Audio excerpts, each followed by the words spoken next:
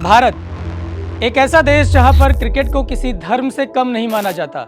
इसी देश ने क्रिकेट जगत को कपिल देव, सचिन, गावस्कर जैसे अनमोल सितारे दिए, जिन्होंने अपने वक्त के दौरान अपने शानदार प्रदर्शन से पूरी दुनिया में भारत का लोहा मनवाया। लेकिन जैसे जैसे वक्त बदलता गया, क्रिकेट में नए नए फॉर्मेट्स आते गए और नए नए टूर्नामेंट्स भी आते गए। उन्हीं टूर्नामेंट्स में से एक है आईपीएल यानी इंडियन प्रीमियर लीग, जिसमें सिर्फ रनों की ही बरसात नहीं होती, बल्कि उससे कहीं ज्यादा उसमें पैसे बरसते हैं। आपके मन में भी ये सवाल उठता होगा कि आखिर ये हजारों करोड़ रुपए आते कहां से हैं? आईपीएल की एक टीम कितना कमाती है? बीसीसीआई को मुनाफा कितना होता है? टीवी चैनल्स की इनकम कितनी होती है? इन सभी सवालों का जवाब आज हम आपको इस वीडियो में देने वाले हैं। तो वीडियो अंत तक देखिएगा, क्योंकि आखिर में हजारों करोड़ के इस खेल का जो नंबर आप देखने वाले हैं वो आपके होश उड़ा देगा। आईपीएल का क्रेज भारत में कितना है, आप इसका अंदाजा इस बात से लगा सकते हैं कि बीसीसीआई ने साल 2023 से 2027 तक के मीडिया राइट्स को करीब 48,390 करोड़ में बेचा है, और यह आंकड़ा 2018 से 2022 में बेचे गए मीडिया राइट्स के मुकाबले 2 गुना ज्यादा है। मीडिया राइट्स की बिडिंग के बाद बीसीसीआई सचिव जय शाह ने ट्वीट कर कहा कि अमेरिकन नेशनल फुटबॉल लीग के बाद आईपीएल दुनिया की दूसरी सबसे महंगी लीग के रूप में उभरा है। साथ ही इसने English Premier League, Major League Baseball और एनबीए जैसे खेलों को पीछे छोड़ दिया है। आईपीएल में पैसा पानी की तरह कैसे इस्तेमाल किया जा रहा है और इसमें होने वाला मुनाफा किस तरह रॉकेट की स्पीड से ऊपर की तरफ भाग रहा है, उसका सबसे सटीक उदाहरण अब मैं आपको बताने जा रहा हूं। 2008 में जब इस लीग की शुरुआत हुई थी तो उस वक्त 8 टीमों ने मिलाकर कुल $723 मिलियन खर्च किए। तो वहीं साल 2021 में सीवीसी नाम की एक कंपनी ने एक अकेली टीम गुजरात टाइटंस को खरीदने के लिए करीब $740 मिलियन खर्च किया। सिर्फ एक एग्जाम्पल से आपको ये समझ में आना शुरू हो गया होगा कि आईपीएल में पैसा किस रफ्तार से इन्वेस्ट किया जा रहा है। तो चलिए अब उस हिस्से पर आते हैं जिसके लिए आप बेसब्री से इंतजार कर रहे हैं, यानी आईपीएल में कमाई होती कैसे है। पूरे आईपीएल का बिजनेस मॉडल 3 हिस्सों में काम करता है। पहला सेंट्रल रेवेन्यू, दूसरा एडवर्टीजमेंट और तीसरा लोकल रेवेन्यू। पूरे आईपीएल की इनकम का करीब 70% सेंट्रल रेवेन्यू से आता है, जिसमें मीडिया राइट्स और स्पॉन्सरशिप शामिल है। तो चलिए आईपीएल की कमाई का पूरा बही खाता यहीं से शुरू करते हैं। सबसे पहली बात कि जो चैनल टीवी और ऑनलाइन के जरिए मैच दिखाती हैं, उसमें बीसीसीआई और टीम को कितना मुनाफा होता है। जब आईपीएल शुरू हुआ यानी कि 2008 में 8 से 17 तक टीवी पर मैच दिखाने का लाइसेंस सोनी टीवी के पास था, जिसके लिए सोनी ने बीसीसीआई को करीब 8,200 करोड़ रुपए दिए। जिसके ठीक अगले साल बीसीसीआई ने फिर टेंडर ओपन किया कि अब आगे से टीवी पर मैच कौन सा चैनल दिखाएगा। 2018 में स्टार स्पोर्ट्स ने 16,347 करोड़ की बोली लगाकर लाइसेंस अपने नाम किया।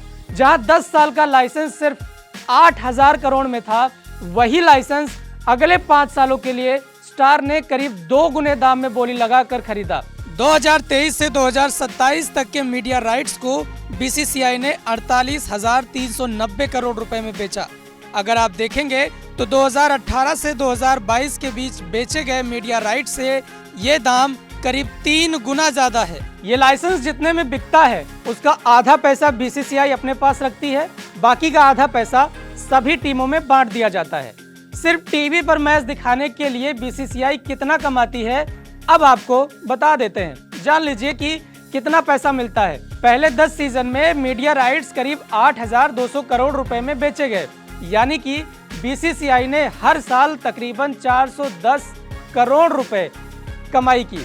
साल 2018 में मीडिया राइट्स करीब 16,347 करोड़ में बेचे गए, यानी हर साल बीसीसीआई को 2022 तक हर साल करीब 1634 करोड़ की कमाई हुई, जो बीते 10 साल में कोरोना महामारी आने के बावजूद भी 2 गुना तक बढ़ गई।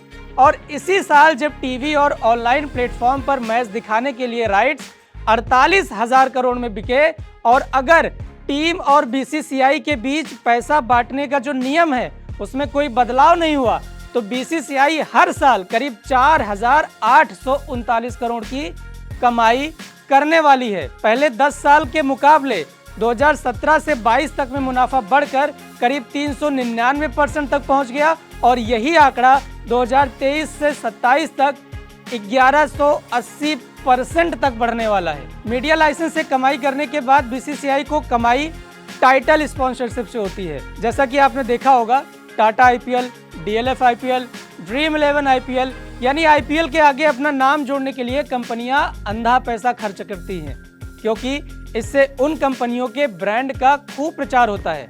जब आईपीएल शुरू हुआ तब 2008 से 2012 तक के लिए डीएलएफ ने टाइटल की स्पॉन्सरशिप के लिए करीब 200 करोड़ रुपए खर्च किए।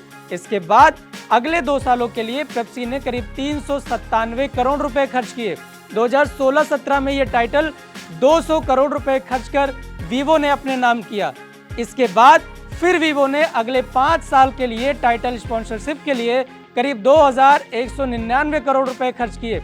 लेकिन भारत चीन विवाद के चलते बीच में वीवो की स्पॉन्सरशिप को रद्द कर दिया गया और साल 2020 के लिए ड्रीम 11 ने 222 करोड़ खर्च कर टाइटल स्पॉन्सरशिप अपने नाम कर लिया।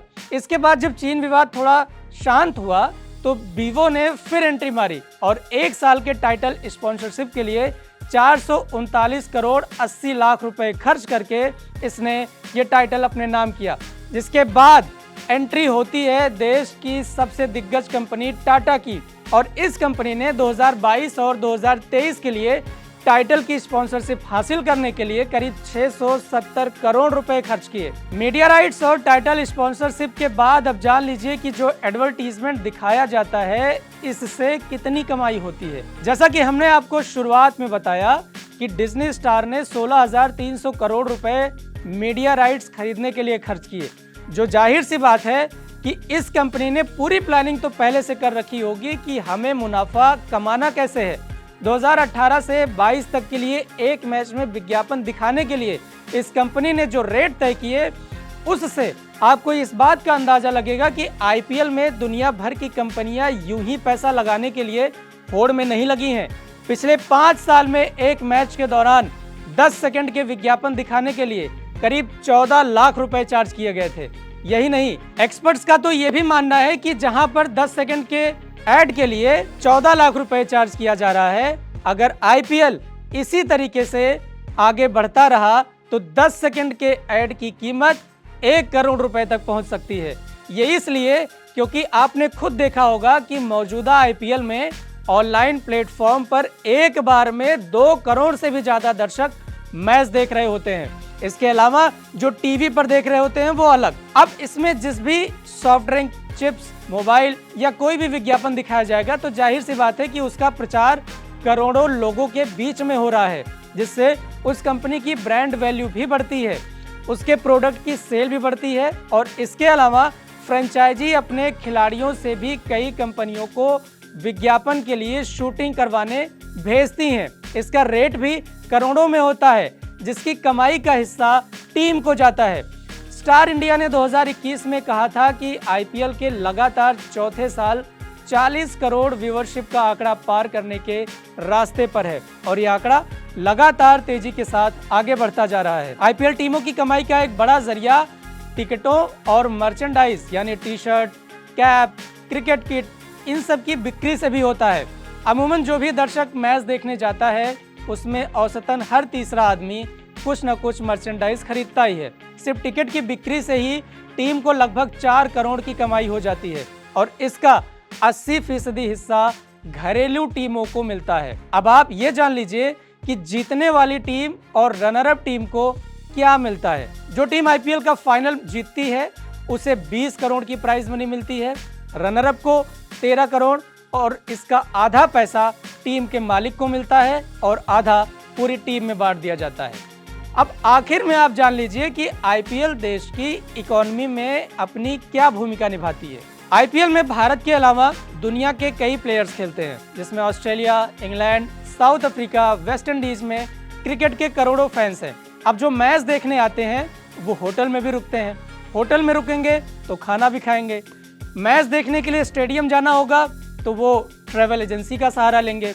इन सभी चीज़ों में वो डायरेक्ट इनडायरेक्ट तरीके से सरकार को टैक्स दे रहे होते हैं और वो टैक्स सरकार के खाते में जाता है, जो कि सीधे देश की प्रगति में काम आता है। आईपीएल जैसे इवेंट को ऑर्गेनाइज करने के लिए ground staff, private security, players के लिए स्टाफ, इन सभी के लिए रोजगार के मौके उत्पन्न कराता है। यहाँ तक कि स्टेडियम के बाहर जो लोग चाय पकौड़े की दुकान भी चलाते हैं, उनकी कमाई में भी अच्छा खासा उछाल आता है। तो डायरेक्टली भारत की इकोनॉमी को बूस्ट करने में ये सारे सेगमेंट मददगार साबित होते हैं। उम्मीद है कि आपको इस वीडियो के जरिए ये समझ में आया होगा कि आईपीएल में बीसीसीआई और टीमों को कितना और कैसे मुनाफा मिलता है। आपको ये वीडियो कैसा लगा हमें कमेंट बॉक्स में ज़रूर बताएं और एबीपी लाइव को सब्सक्राइब करें।